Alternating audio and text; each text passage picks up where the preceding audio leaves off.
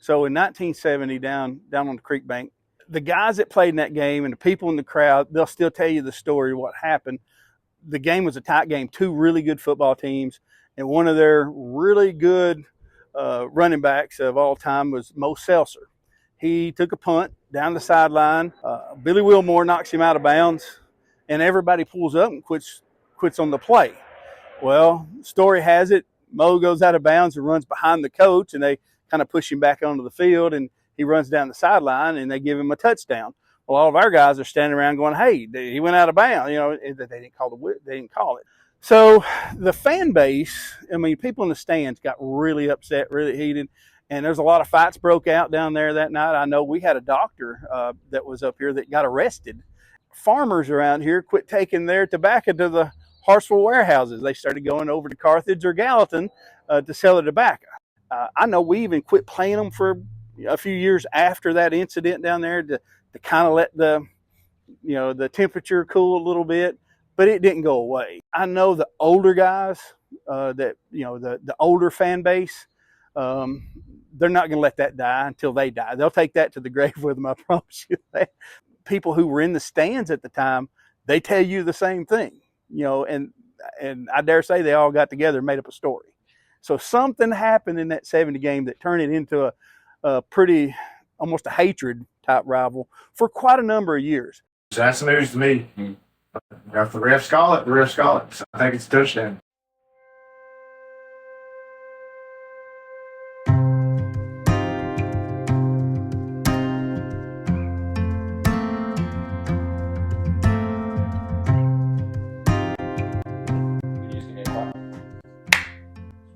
Okay, so first one? Yep. I know this, but for people that aren't, it's not Lafayette. Nope. It's Lafayette. It's Lafayette. Lafayette. It is Lafayette. At that time, it was Lafayette playing Hartsfield. Yeah, I guess it's the lazy way to say it. At this point, I'm so used to correcting people, and I just tell them right out that it's Lafayette. That's how we say it, and usually they don't mess with me too much about it. That's a clear sign that they're an outsider for sure. It's a small town that has grown more than the ones around it. It's kind of become a little more of a hub for people moving in recently. You wouldn't recognize a lot of places if you'd seen it over the last 5 years because so many people have moved there that there are houses popping up where I never imagined they'd be growing up there. For me, it's hometown. Small town USA. We're primarily a farming community. Don't have a lot of industry here. We have a few, not much. So traditionally a pretty tight-knit community, but in recent years we're growing quite rapidly than what we used to be. Just a lot of people moving in, low tax base, that kind of thing. So there's a lot of new growth. You travel up and down the bypass here on 52. When I was a kid, they put that in. I remember it was a dirt road out there, and I remember when they blacktopped it, and then it's just grown. That's our main artery going east to west through town, and you're seeing businesses pop up, all across the county on 52 there. When I think of Lafayette in general, I think of a passionate fan base, a great following. It seems like regardless of where I go, people talk about that. Whether it's a up season or a down season, we have a ton of fans and support that follow us far and wide to watch our guys. I would think that would fall into the close-knit community aspect, togetherness. Everyone knows everybody, and because of that, it's what makes it such a special place. Not just from an athletic standpoint, but from a place to live and raise a family too, for sure. So you have Macon that went through 3 high schools in a 5-year period. Like the old high school, which is where the football stadium is. That was my junior high. The unique part about Pat Parker here is the distance from the stands to the field. The stands are literally, I'm looking at 6 to 8 feet from the sideline. So when you play here, it feels like the crowd's right on top of you. And if you're a spectator here, you're right on top of the action. The fans are so close to the playing surface that it's almost like they're able to truly be an impactful part of the game and really interact even with the players in a sense, and cheerleaders and band members throughout the course of the game. Oh, I was 19, maybe 1990. I was maybe like 7, 8 years old. My parents, we went to a lot of games when I was a kid. We weren't very good. Trousdale whipped us pretty badly. I don't remember the score, but it was they put up a 50 burger on us. And I remember thinking, what's it going to take to ever beat that team? Because Trousdale at that time was putting 80, 90 points a game on certain teams. They were that good. And we were basically just a date on their schedule to fill it. It was not competitive in the 90s. And Pat Barker Field was still full, even as they were getting beat 55-0.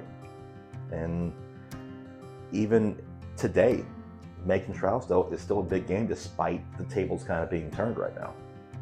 Here at Macon County, since 1974, we have had a new football coach every 2 years. I think we averaged 2.2 years every. We've changed coaches. Now we've had some consistency. Coach Shoulders coming to a 7th year. He'll be the second longest tenured coach in Macon County history. And so when you look at the guys that's standing around our field, now everybody wants to win. They're all alumni here, but everybody played for a different coach and they experienced different things as a coach. But the commonality is we're still Macon County. My father played at Trousdale County for the late Jim B. Satterfield, who's a legendary coach in his own right there at Trousdale. So, and followed by Clint, who did a phenomenal job and even raised the bar, maybe even higher. And Blake's fallen in that footstep as well, and trying to lay a foundation for his own legacy. And but that name, is obviously strong in Trousdale County. Now I can stand back and look at what they've done as a program, the consistency they've had for so many years. You go back, I can't remember the first year that Coach Satterfield started down there as somewhere around the early 60s, late 50s, early 60s, and he coached for a long time there. And then Clint took it over there in the 80s, and he coached for another 20 plus years there. So it's just the consistency of that program and the expectations. And when you go to a school like that, you look down the fence row and remember the guys I'm telling you stand around the fence down there, well, those guys played for that coach or the one before him. And so there's the tradition that they have, and they've had a lot of good teams, a lot of success over the years. And so they stand down there and they're expecting the guys on the field to live up to what they did. And so the players on the field understand that as well. That's just the way it is. I would love to see it someday if Coach Shoulders could stay here for 20 plus years and build that kind of program and have one of his guys come up and take it over. That would be pretty cool. And I think we're 7 years into it, and he's having a pretty good run right now. Coach Shoulders lets his players be who they are, and he gets to know them all on a personal level, and so he knows how to push each one's button. See, one guy you can yell at, and he's going to respond and get better. Another guy you yell at him might go in a shell. Coach Shoulders does a pretty good job of recognizing that, and he builds those relationships with his players, and that's evident by a lot of guys when they get through playing, they want to come back and be on the staff. He set an expectation, say, here's our goal, here's what we want to accomplish, and he's done a really good job of letting everybody know this is what we want to do, and this is how we're going to get there, and he asks you to come with him. He's not he's not a guy that's just going to come out and be real forceful at you and make you do something, but he's got a way. He makes you want to do it. And that's what I really appreciate about Coach Shoulders. Well, I've known Kyle since we were in school together. We graduated a year apart. and he was the quarterback like a year after I graduated. So I've known Kyle for a long time. You know, he cares about his players, but he's not afraid to put a boot in your butt if you do something wrong. Blake is a little more passe in that regard, but you know, he still finds a way to squeeze enough out of the talent that he's got. Take, for instance, say 3 years ago, 2021, when that team that probably had no business being in a semifinal kind of just scratches and claws its way to a 2A semifinal, and it was within a play or two from going to the state championship game. Yeah, I think Blake is a very bright, young, upcoming coach. He's very knowledgeable. Seems like primarily on the defensive side of the ball, what he does is really phenomenal. Really, you know, we wish him best of luck, other than when he plays us, for sure, right?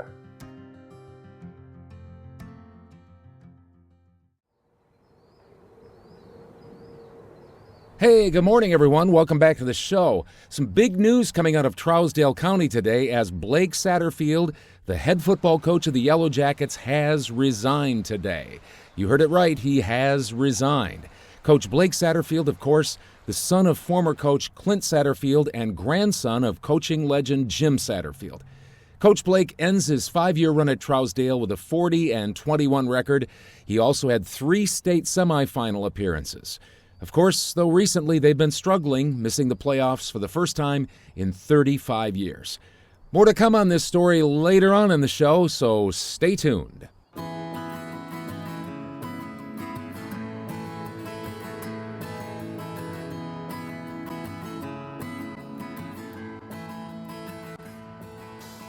I would think they probably might find somebody on staff that could do it. I don't know who, but I believe they got some good guys on staff. They might could bring somebody in.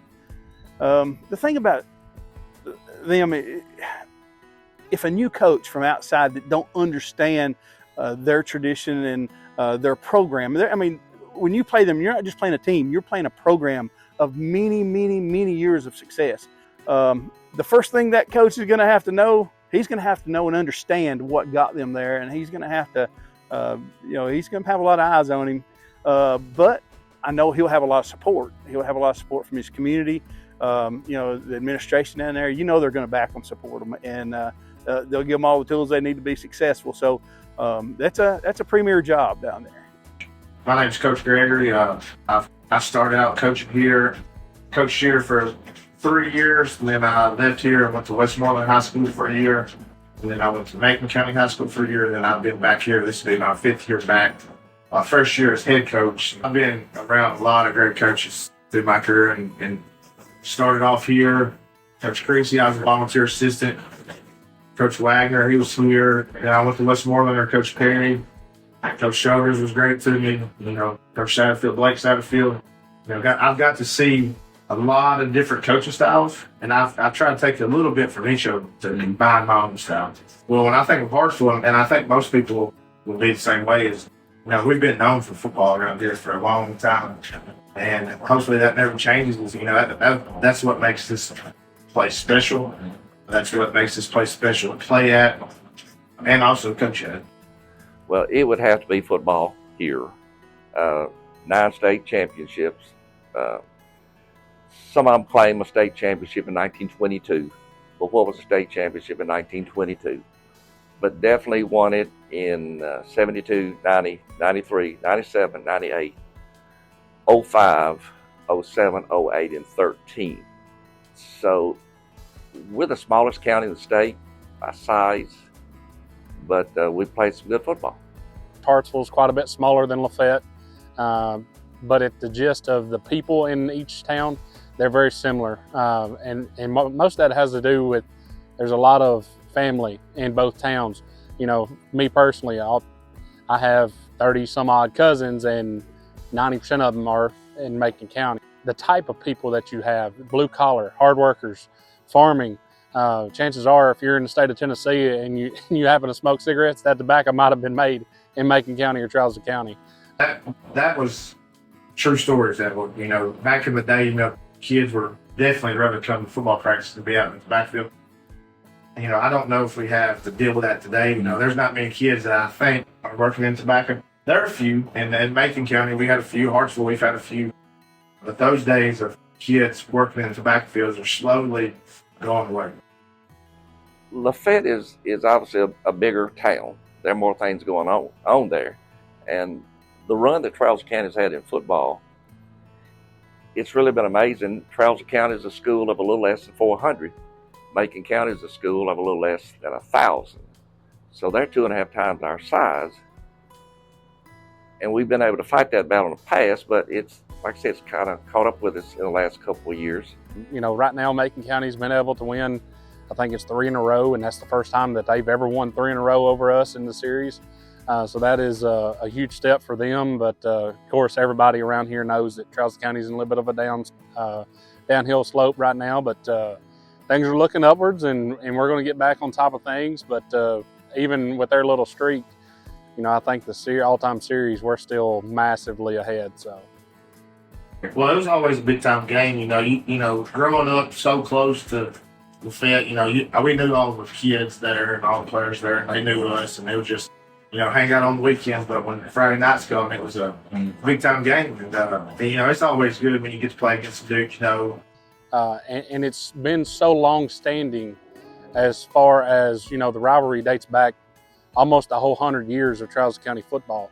Whereas Watertown, you know, it was a big game, but it wasn't really a rivalry until here recently when Watertown's been able to win a few. And then you look at Smith County, you know, that's a huge rivalry game whenever they want to play us. You know, just saying what it is, okay? That's the difference. Macon County and Trousdale County always seem to be willing to play each other. And it's a similarity thing from both communities, realizing iron sharpens iron, right? It's just the closeness of the communities. And like I said, we have been in the same region or district with them. Well, you go back to 01, 02, 03, 04 when we were in the same district. We're not in the same district.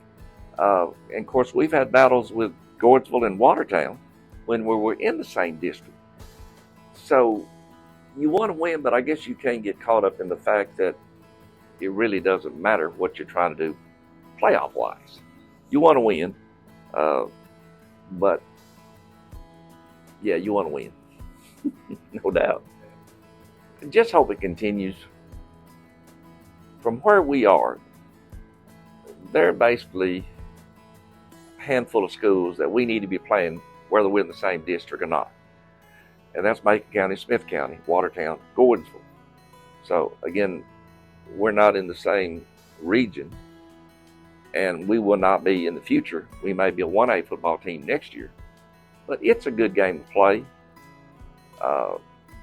It's one of those games where I think you'd rather play it and lose than to play somebody else and maybe have a big win. You just like the competition. So I think it would have started back, like I said, almost 100 years ago. And back then, you know, there wasn't as many schools to start with. You know, you kind of, transportation costs and everything else were almost unheard of at that time. So you were playing, you know, at Trousdale County, you were playing Salina, you were playing Smith County, you're playing Macon County, you're playing Westmoreland, you're playing Lebanon, you're playing Gallatin, you're playing everybody, pretty much every county around you, you're playing them. And ultimately, I think that's how the series got started. It's been a fun game to be a part of, and hopefully we can continue it, and I'm sure we will. I'm just looking forward to it. Well, we shouldn't need any more motivation than what we've gone through the last 2 years. But the young man who's been Mr. Football semifinalist, Borders, will be back as a senior, and he's a handful in the open field. I know that. And we saw they had some other players last year. The quarterback was solid. The line was better than we thought. So I could see them having a good team. You know, this game is the type of game that you never can count out either team. There's no question about it. Macon County's got the advantage talent-wise this year. They got Gabe Borders back as a senior. That kid is unbelievable. they're probably the favorite slightly over Upperman to win their district. And of course, Upperman played for the state championship last year, so that tells you what kind of team that Macon's going to have this year. But as I said, in this type of rivalry, you can't count out either team, and both teams are going to pull out all the stops to try to get those bragging rights, right?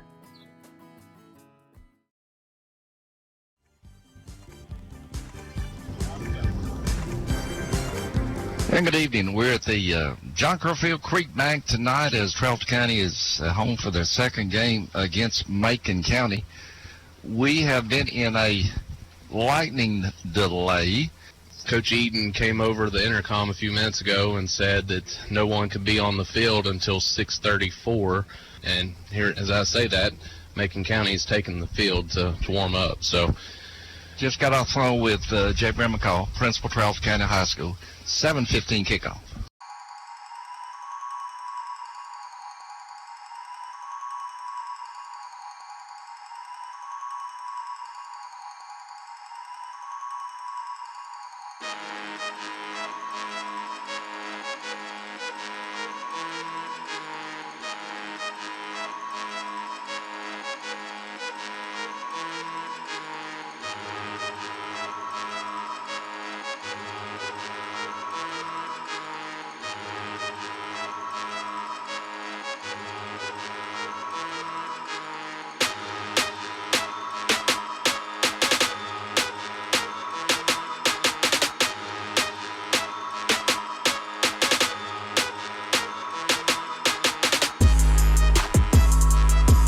Gonna run a speed sweep over here to the left to Gabe Borders. He's to the 40, to the 50, to the 45, to the 40, to the 30, to the 20, to the 10.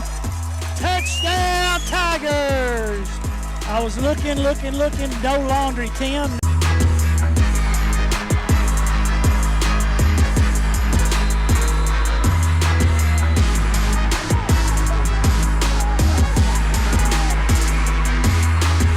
It's blocked. McClard, scoop and score. You are correct. You are correct. Number 2, Isaac McClard blocked it, then picked it up, fell in the end zone for the touchdown.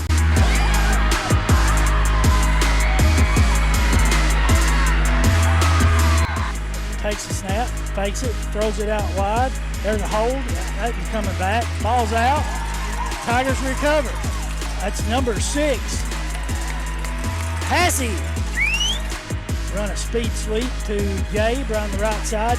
He cuts up to the middle, and he's in. Touchdown, Tigers!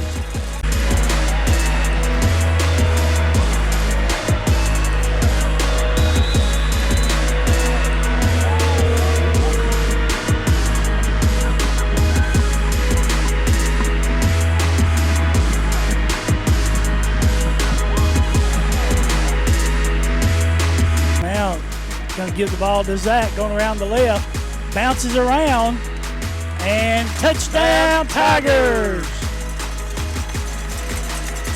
Zach Borders just running around the right tackle. Motion now comes back to this near side. Link drops back. He's going to throw deep. Pass is going to be intercepted. He's to the 50, to the 45, to the 40, to the 30, and he'll be knocked out of bounds. Motion comes to the left side. They give the ball to 28. He says it's 1. Touchdown, Tigers! That's Ridgeway.